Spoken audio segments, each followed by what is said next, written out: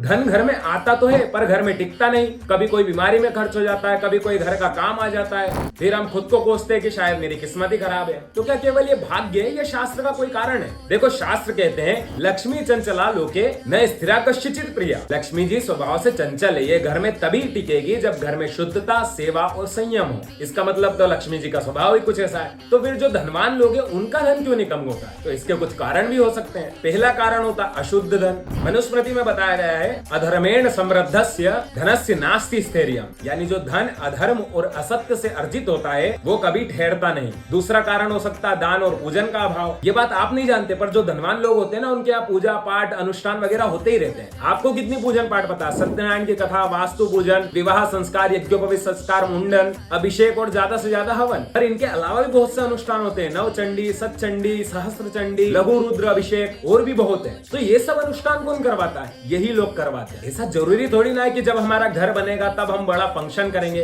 अरे आप गुप्त में पूजन करवा सकते हैं, प्रोपोगंडा की कोई आवश्यकता ही नहीं है। तो अब आप उपाय क्या कर सकते हो जिससे आपका धन आपके घर में ही रहे? श्री सूक्त और कनकधारा स्तोत्र का आप पाठ कर सकते हैं। शुक्रवार के दिन माँ लक्ष्मी और नारायण जी का अभिषेक करके उनका पूजन कर सकते हैं और अपनी आय का कुछ भाग निकाल कर दान कीजिए। ब्राह्मण को घर पे बुलाओ, उनसे पूछो कि हमारी कुंडली में क्या दोष है, उसका निवारण के लिए हमको क्या करना चाहिए, वो बताएंगे, वैसी पूजन करो। बाकी और अधिक जानना तो हमसे संपर्क करो। हरे कृष्ण।